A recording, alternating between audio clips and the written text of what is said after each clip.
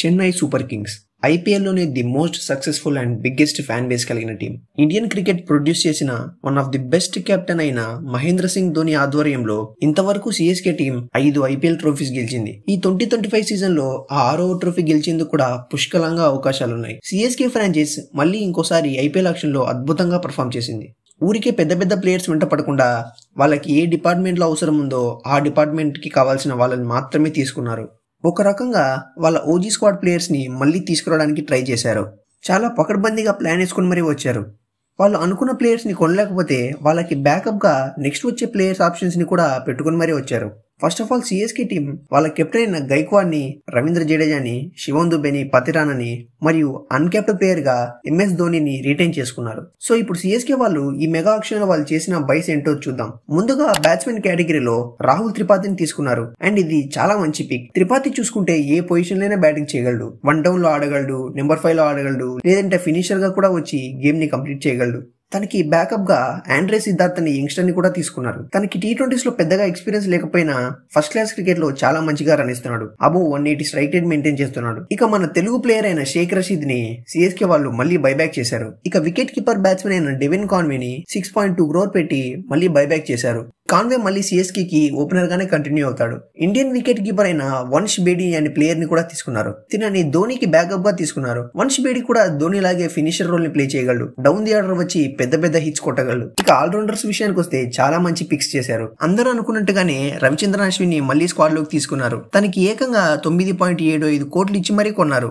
రచిన్ రవీంద్రని చూసుకున్నా మళ్ళీ బైబ్యాక్ చేశారు. ఇక శామ్ కరణ్ ని ఆల్మోస్ట్ బేస్ ప్రైస్ లోనే పట్టేశారు. ఇదైతే చాలా మంచి స్టీల్ డీల్. శామ్ కరణ్ వేరే టీమ్స్ లో సరిగ్గా రాణించలేకపోయినా కానీ తను సిఎస్కే లో ఉన్నప్పుడు చాలా మంచి సక్సెస్ చూసిన ప్లేయర్. శామ్ కరణ్ కి బ్యాకప్ గా జేమీ ఓర్టన్ తీసుకున్నారు. తిను కూడా సేమ్ ఇంగ్లాండ్ కి చెందిన ప్లేయర్. శామ్ కరణ్ ప్లే చేసిన రోల్ నే ప్లే చేయగలడు. ఇక అన్షుల్ కంబోజ్ అనే యంగ్స్టర్ ని కూడా ఎంఐ తో పోటీ పడి మరీ కొన్నారు. తన పేరు మీరు రీసెంట్ టైమ్స్ లో వినే ఉంటారు. డొమెస్టిక్ లో చాలా మంచిగా రాణిస్తున్న ప్లేయర్. పవర్ ప్లే లో బౌలింగ్ చేయగలడు. అలాగే డౌన్ ది ఆర్డర్ వచ్చి రన్స్ కూడా యాడ్ చేయగలడు. ఇక విజయ్ శంకర్ అండ్ దీపక్ హుడాని కూడా తక్కువ ప్రైస్ లోనే తీసుకోగలిగారు. వీళ్ళ ఇంక్లూషన్ అనేది టీమ్ కి చాలా మంచి అడ్వాంటేజ్ గా మారబోతుంది. ఇక లాస్ట్ లో రామకృష్ణ ఘోష్ అండ్ కమలేష్ నాగర్కోటి అనే పేస్ ఆల్రౌండర్స్ ని కూడా బ్యాకప్ ఆప్షన్స్ గా అనుకొని బేస్ ప్రైస్ లోనే తీసుకోగలిగారు. ఇక బౌలింగ్ లైనప్ చూసుకుంటే పవర్ ప్లే లో బౌలింగ్ చేసేందుకు ఖలీల్ అహ్మద్ ని తీసుకున్నారు. తిను ఒక left arm pacer and last time Delhi Capitals కి కూడా చాలా మంచిగా పర్ఫామ్ చేశాడు. ఇక ఖలీల్ కి బ్యాకప్ గా చూసుకున్న గుర్జప్నీత్ సింగ్ అనే లోకల్ తమిళనాడు ప్లేయర్ ని తీసుకున్నారు. ఆస్ట్రేలియా ఫాస్ట్ బౌలర్ అయిన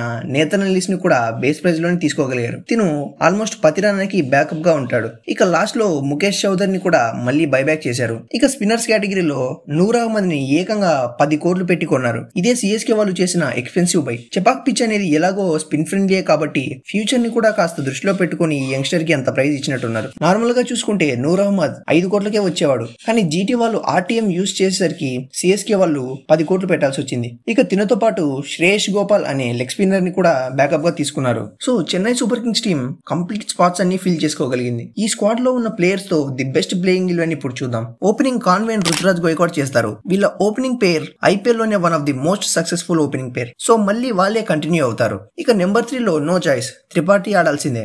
రచిన్ ఆడాలంటే టీమ్ లో వేరే ఫారెన్ ప్లేయర్స్ ని పక్కన పెట్టాల్సి వస్తుంది. కానీ ఇప్పుడున్న ప్లేయింగ్ 11 లో అది కాస్త కష్టం. సో ఆ తర్వాత నెంబర్ 4 లో యాజ్ యూజువల్ గా దుబేనే ఆడతాడు.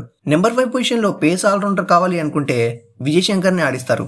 తను రీసెంట్ గా చాలా మంచి ఫామ్ లో కూడా ఉన్నారు. అలా కాకుండా స్పిన్ ఆల్రౌండర్ కావాలి అనుకుంటే దీపక్ కూడా ఉండనే ఉన్నాడు. దీపక్ కూడా అయితే ఆ పెద్ద పెద్ద షాట్స్ కూడా ఆడగలడు. ఇక నెంబర్ 6 లో ఎప్పట్లాగా జడేజానే ఆడతాడు. నెంబర్ 7 లో శామ్ కరణ్ ఉంటాడు. తిను బ్యాట్ తో కూడా చాలా మంచిగా రాణించగలడు. అది కాక ఇంతకు ముందు సిఎస్కేలో ఉన్నప్పుడు కూడా తనకి ఈ నెంబర్ 7 స్పాట్ బాగా కలిసి వచ్చింది. సో ఇక నెంబర్ 8 లో నో డౌట్ ఎంఎస్ ధోని ఆడతాడు. ఈయన గురించి సపరేట్ గా ఇంట్రడక్షన్ అవసరం లేదు. ఇండియాలోనే one of the best finisher. Number 9 లో అశ్విన్ వచ్చి పెద్ద పెద్ద హిట్స్ కొట్టగలడు. అవే మ్యాచెస్ లో ఎలా ఆడినా కానీ చెన్నై చెపాక్ లో మాత్రం ఎప్పుడు రెచ్చిపోయి బ్యాటింగ్ చేస్తూ ఉంటాడు. ఇక నెంబర్ 10 పొజిషన్ లో మాత్రం నూర్ అహ్మద్ ని ఆడిస్తారా లేక అన్షుల్ కంబోజ్ ని ఆడిస్తారో తెలియదు. నాకు తెలిసి హోమ్ మ్యాచెస్ లో అన్షుల్ కంబోజ్ ని ఆడించి అవే మ్యాచెస్ లో ఖలీల్ అహ్మద్ ని ఆడిస్తే మంచిది. ఇక నెంబర్ 11 లో నూర్ అహ్మద్ ఉంటాడు. తిను కూడా లాంగ్ హ్యాండిల్ వాడి పెద్ద షాట్స్ ఆడి క్యాపబిలిటీ ఉన్న ప్లేయర్. అండ్ ఫైనల్ గా ఇంపాక్ట్ ప్లేయర్ గా పతిరానా ఉంటాడు. ఈ లైనప్ తో వెళ్తే వాళ్ళు ఆరోసారి కూడా కప్పు కొట్టడం ఏమీ అంత కష్టం కాదు. లాస్ట్ ఇయర్ గైక్వాడ్ కెప్టెన్ గా ఫస్ట్ టైం వ్యవహరించిన ఆల్మోస్ట్ ప్లే ఆఫ్స్ వరకు తీసుకెళ్లగలిగాడు. సో ఇప్పుడు కాస్త ఆ కెప్టెన్సీ ఎక్స్పీరియన్స్ కూడా వచ్చే ఉంటుంది కాబట్టి ఎలాంటి ఇబ్బంది ఉండదు. మెయిన్ గా సిఎస్కే టీమ్ లో ఈసారి ప్రతి డిపార్ట్మెంట్ ని కంప్లీట్ గా బలపరుచుకున్నారు. Batting, bowling and allrounders category ఇలా కంప్లీట్ గా స్క్వాడ్ లో ఎక్స్పీరియన్స్డ్ తో పాటు రీసెంట్ టైమ్స్ లో బాగా పర్ఫామ్ చేస్తున్న యంగ్స్టర్స్ ని కూడా కొనగలిగారు. ఇంకొక కీ హైలైట్ ఏంటంటే ఆ బ్యాటింగ్ డెప్త్. నెంబర్ 11 వరకు రన్స్ స్కోర్ చేయగల ప్లేయర్స్ ఉండడం అంటే మామూలు విషయం కాదు. సో సిఎస్కే వాళ్ళు అనుకుంటే ఈ స్క్వాడ్ తో కప్పు కొట్టి ధోనికి ఒక పర్ఫెక్ట్ ఫేర్వెల్ ఇవ్వచ్చు. అఫ్ కోర్స్ ధోని ఎప్పటి వరకు ఆడతాడో మనకి తెలియదు అనుకోండి. సో చూద్దాం, సిఎస్కే టీం ఆరోసారి కూడా కప్పు కొట్టి ఐపీఎల్ లో వాళ్ళకంటూ ఒక ప్రత్యేక హోదాని నమోదు చేసుకుంటారేమో.